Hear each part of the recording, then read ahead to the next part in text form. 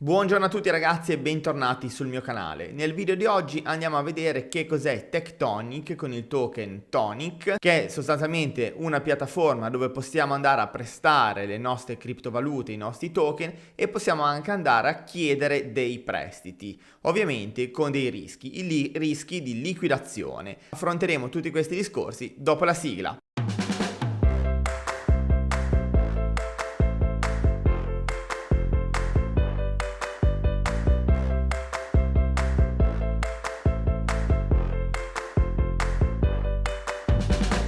Siamo sul sito ufficiale di Tectonic, raggiungibile all'indirizzo tectonic.finance. Tectonic è una piattaforma di lending e borrowing cross-chain che permette sostanzialmente di prestare le nostre criptovalute o prendere in prestito delle criptovalute. In questo periodo se ne parla tantissimo perché questo tipo di piattaforma, la maggior parte delle volte, anzi quasi sempre, al lancio, quindi quando vanno online, permettono di avere dei ritorni variabili abbastanza alti, sia da parte di chi presta delle criptovalute, ma molte volte per incentivare l'utilizzo di questa piattaforma anche chi richiede un prestito, oltre a doverlo ripagare, viene pagato per richiedere questo prestito. Questi incentivi ovviamente non hanno una durata infinita, ma servono nei momenti successivi al lancio per far funzionare la piattaforma, per farsi pubblicità, per attirare liquidità nel protocollo. Utilizza la chain di Cronos. Quindi per poterlo utilizzare bisogna avere un wallet non custodial, come può essere semplicemente MetaMask, settato sulla Cronos Chain. Vi lascerò come sempre alla fine di questo contenuto la guida completa all'utilizzo di MetaMask e al settaggio di Cronos Chain. Quindi supponiamo di avere MetaMask correttamente settato sulla Cronos Chain ed avere anche dei CRO all'interno del nostro portafoglio.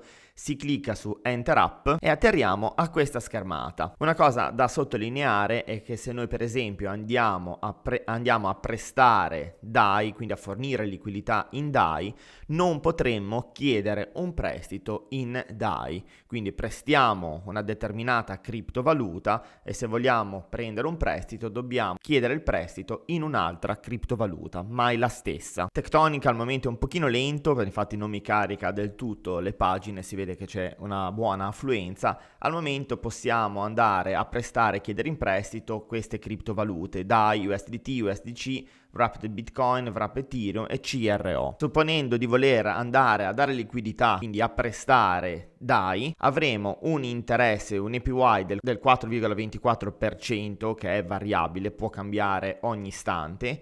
In più l'incentivo che vi dicevo prima della piattaforma che vi paga per utilizzare il suo servizio vi dà un 11,19% nel token proprietario, quindi nel token Tonic. Al momento con il token nativo della piattaforma Tonic, che possiamo vederlo qua su CoinMarketCap, si può fare ben poco, anzi direi veramente nulla nel momento in cui sto registrando il video. Come potete vedere ha una supply estremamente alta.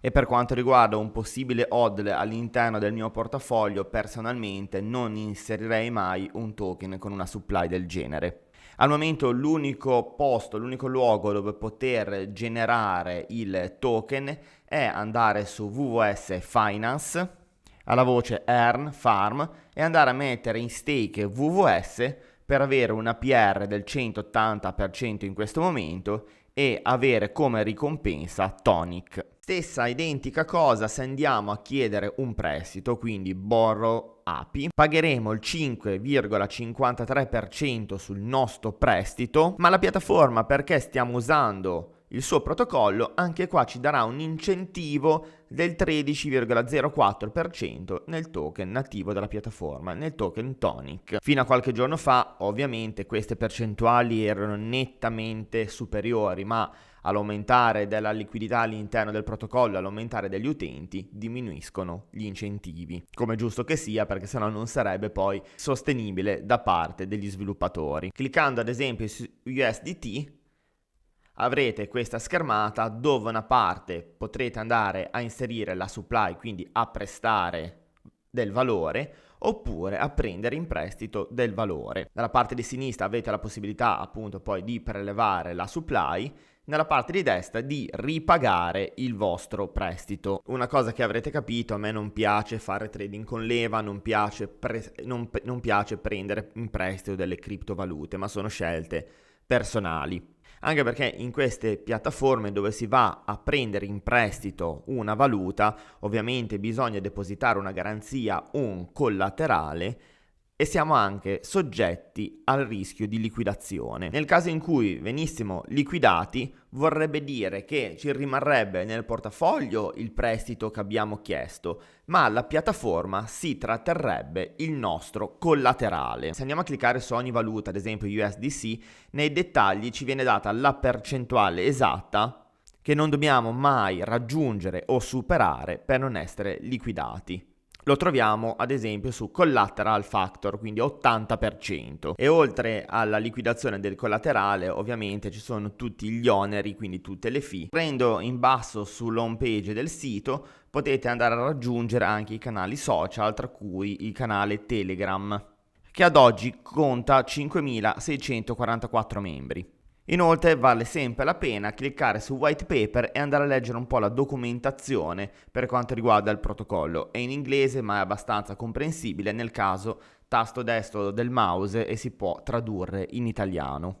Allora, supponiamo di voler ad esempio prendere un prestito e in questo caso mettiamo, non so, $1.000 in CRO e prendiamo in prestito $500 di DAI. E per calcolare il nostro LTV, che viene chiamato loan to value, bisogna fare questa operazione. Si prende come valore il nostro prestito, quindi 500, lo si divide per 1000, il nostro collaterale, e poi lo si moltiplica per 100. Quindi 500 diviso 1000 fa 0,5, lo moltiplichiamo per 100 e otteniamo ovviamente 50.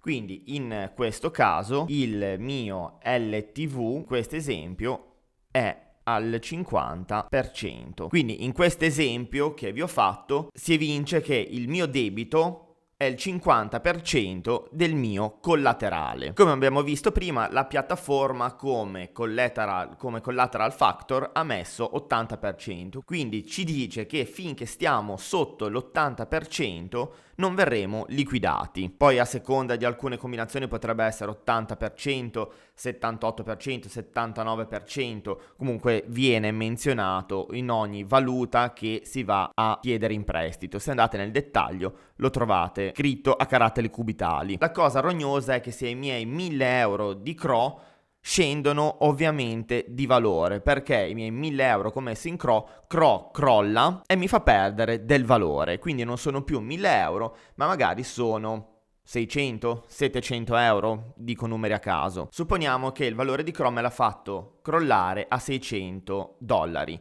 quindi in questo momento io avrò $600 di collaterale e $500 di prestito. In questo caso, se io faccio 500 diviso il mio collaterale, il mio valore del mio collaterale uguale 600, come risultato mi dà circa lo 0,83. Questo valore lo vado a moltiplicare per 100 e vedete che stiamo andando all'83%. Quindi il nostro LTV, il mio LTV in questo caso non è più 50%, ma abbiamo superato la soglia 83%. In questo caso, all'83%, la piattaforma ci può liquidare. Nel caso ci fossimo accorti prima di avvicinarci quasi all'83%, supponiamo di esserci accorti di questa discrepanza intorno al 78-79%. In quel caso lì possiamo ancora, tra virgolette, salvarci dalla liquidazione. E come si fa? Allora, innanzitutto, se non siamo ancora oltre la soglia di liquidazione, noi possiamo andare a ripagare il debito, quindi a ripagare i nostri DAI, oppure possiamo aumentare i nostri CRO in collaterale per riallineare il nostro LTV. Nell'esempio che ho fatto, supponiamo di esserci accorti tardi che ci stavamo avvicinando alla soglia di liquidazione, l'abbiamo oltrepassata, siamo all'83%, la piattaforma decide di liquidarci. Decidendo di liquidarci, i nostri 500 DAI di debito diventano nostri a tutti gli effetti, ma ci viene sottratto il collaterale che abbiamo messo. Bene, siamo arrivati anche per oggi alla fine del nostro consueto appuntamento e come sempre spero che il video vi sia piaciuto e lo abbiate trovato interessante. Vi invito ad iscrivervi al canale qualora non l'abbiate ancora fatto, per voi è un'azione di pochi secondi, per me è veramente importantissimo vedere crescere la community. Inoltre ricordo a tutti che abbiamo anche un gruppo Telegram dove ci diamo assistenza a vicenda tra noi amministratori e tutta la community. Ciao a tutti!